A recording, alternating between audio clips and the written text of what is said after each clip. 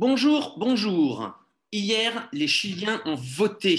Hier, dimanche 16 mai 2021, ils ont voté pour élire 345 maires, 2252 conseillers municipaux et surtout 155 représentants à la convention constituante, donc qui va se charger de réécrire la nouvelle constitution, de tourner la page de la constitution mise en place par Augusto Pinochet il y a de cela plusieurs décennies. On a déjà des résultats, on a des tendances et il paraîtrait que les Chiliens ont décidé d'allumer la lumière parce que c'est quand même une grande victoire du camp progressiste pour l'instant, en tout cas dans les tendances qui se dessinent.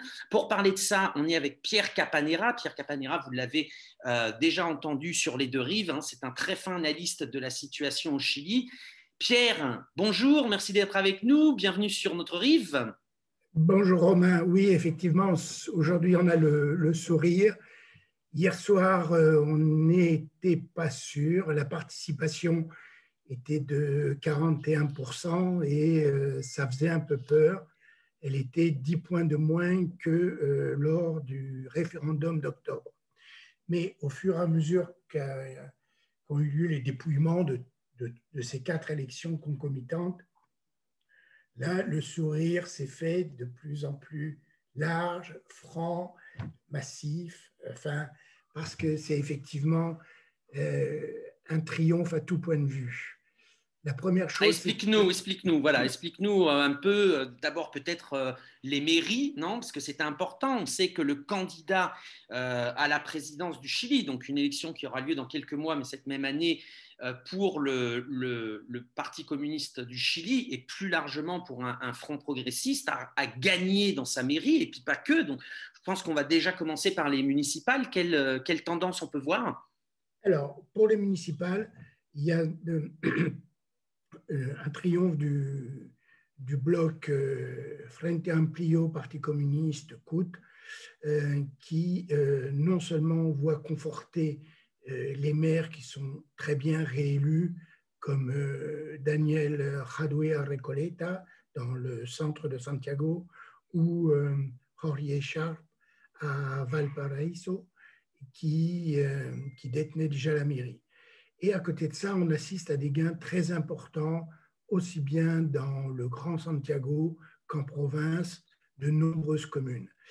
Symboliquement, la commune de Santiago, alors à ne pas confondre avec le Grand Santiago, c'est une des 40 communes qui forment la ville de Santiago, mais ce centre historique dont l'ancien maire était l'actuel ministre de l'Intérieur, c'est-à-dire l'équivalent du Premier ministre, pour aller vite, a été remporté par la coalition de gauche avec une jeune femme communiste, Iracy Asler. Donc, on n'a pas encore le détail de tous les gains, etc. Mais aussi bien pour l'ensemble de la coalition, c'est un triomphe pour la coalition de gauche. La droite, c'est une déroute, et la démocratie chrétienne et les socialistes unis dans une coalition qui ressemble fortement à l'ancienne concertation, là, elle traîne un peu et perd des points. Bon, donc très ça, bien. pour Donc les là, municipales, c'est clair.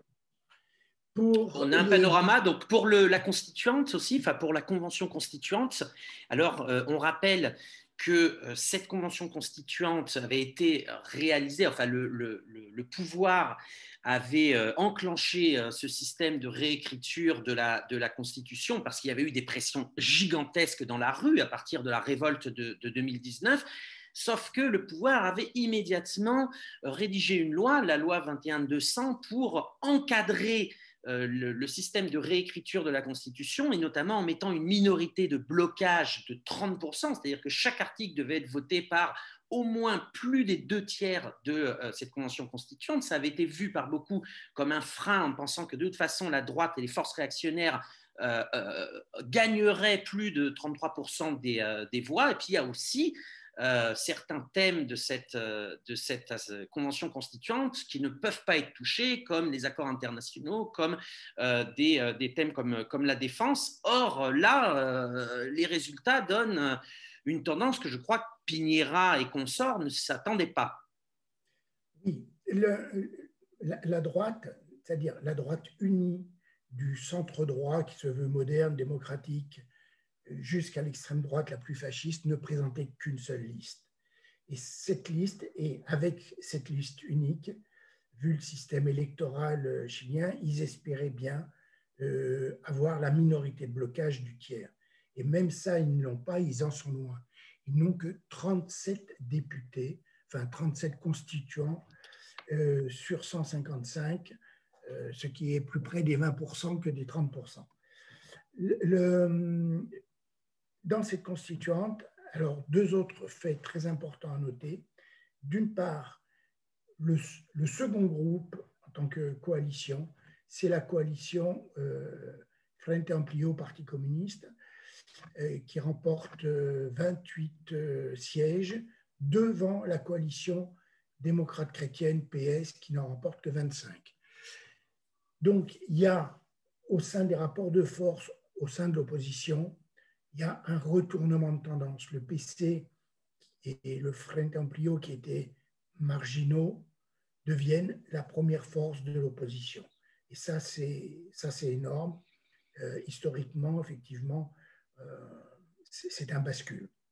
La deuxième chose, c'est que, en fait, le premier groupe au sein de cette assemblée seront les indépendants.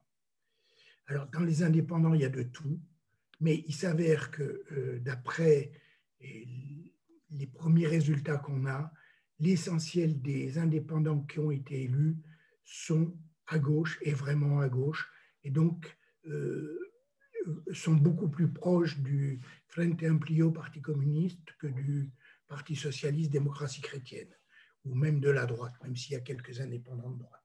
Donc, même à ce niveau-là, il est fort probable que la minorité de blocage, cette fois, soit détenue par la gauche.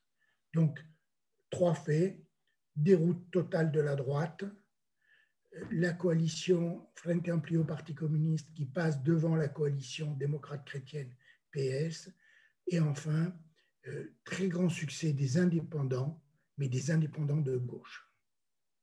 Ça fait une chambre qui donne plein de possibilités pour rédiger une bonne constitution.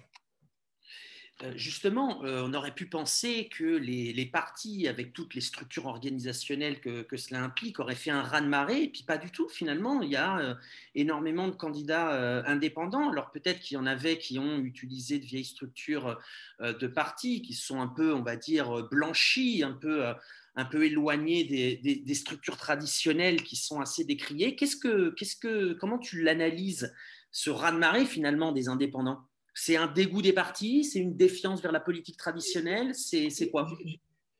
Je dirais c'est la suite de tout ce qu'on voit depuis plusieurs années au Chili. La montée de l'abstention et le rejet des partis politiques décrits comme corrompus, faisant leur cuisine entre eux et ne s'occupant pas du peuple. C'est aussi ce triomphe des indépendants. C'est le triomphe d'un certain nombre de figures du mouvement social. Par exemple, Louis Messina, qui est le leader de la grande association AFP, a longtemps été en discussion avec le groupe Frente Amplio, Parti communiste, pour être avec eux sur les listes, et puis ça ne s'est pas fait. Donc, oui, il y a des indépendants, mais des indépendants de gauche qui vont apporter beaucoup. Le mouvement féministe a été très présent aussi dans ces indépendants. Le mouvement syndical. Donc, je pense que ça reflète le fait qu'au Chili, au moment du référendum, il était entre guillemets facile de voter pour une nouvelle constitution parce qu'il n'y avait pas à choisir pour un parti ou pour une tête. Et l'abstention qui a augmenté, à mon avis, reflète aussi un peu ce problème que peuvent avoir un certain nombre de Chiliens qui sont contre quelque chose ou qui sont pour, mais qui refusent de choisir dans des partis politiques ou certaines têtes trop connues. Donc, le triomphe des indépendants, c'est à prendre en compte. La droite dit tout de suite tous les partis sont perdants, ils doivent faire leur autocritique. Ce n'est pas tout à fait ça. Ce n'est pas tous les partis qui sont perdants. Et surtout, il faut bien voir le courant d'idées qui est porté très majoritairement par les indépendants aujourd'hui. C'est un courant de gauche. Bon, alors quelqu'un qui n'est pas indépendant, entre guillemets, et qui pourtant va se lancer dans des très grandes élections, c'est Daniel Radoué, non? Tu nous avais dit dans une précédente interview qu'on avait fait que cette élection à la Convention constituante n'était que le premier round d'une série d'élections qui va se poursuivre tout au long de l'année 2021 avec les législatives et puis surtout les présidentielles. Donc Daniel Radoué est candidat aux élections présidentielles. Son énorme victoire, hein, je crois qu'il a fait 64% des voix dans la commune de Recoleta. Comment l'analyses-tu? Est-ce qu'il y a une possibilité, aujourd'hui, on n'est pas obligé de faire des pronostics très, très serrés, il reste encore 6 mois, hein, comment tu vois la candidature de Daniel Radoué? Comment se présente-t-elle dans le contexte de cette élection, de cette élection municipale et à la Convention constituante? Alors, je vais prendre l'exemple d'une autre élection qui vient d'avoir lieu, c'est l'élection des gouverneurs. La droite ne gagne aucun des 16 régions. Les 3 qui ont été élus dès le premier tour sont socialistes, indépendants, un indépendant social-démocrate et un Frente Amplio à Valparaiso. À Santiago, pour le deuxième tour, se retrouve la candidate de la coalition de gauche face à la démocratie chrétienne. La droite a été balayée. On peut se poser la question si à la présidentielle, effectivement, avec tout ce qui se passe, on pourrait assister à un scénario du même type, où il y aurait d'un côté un candidat comme Radoué et en face un candidat de la concertation, la droite étant actuellement dans une impasse terrible, quoi. Donc, la première réaction qu'on ait entendue sur la présidentielle vient du parti de centre-gauche, du PPD, de M. Munoz, qui dit finalement, oui, on pourrait envisager des primaires avec le Parti communiste et le Frente Amplio. Bon, tout ça, c'est à suivre. Mais la première étape pour Radoué, c'était d'être réélu à Recoleta. Il l'a été de façon brillante, sans bavure. Donc, effectivement, là, on rentre tout de suite dans la seconde bataille qui va être la présidentielle.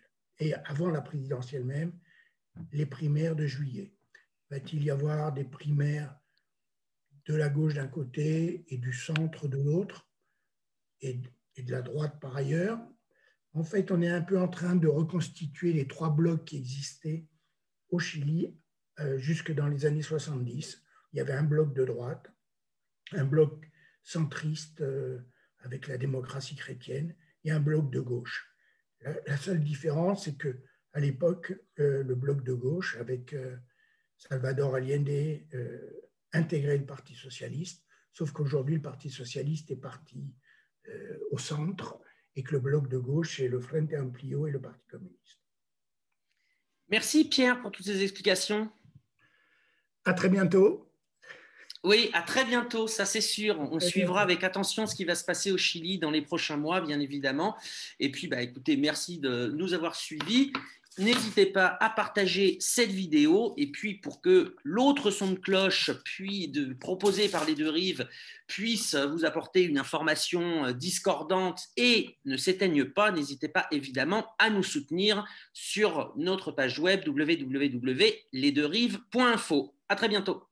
À très bientôt.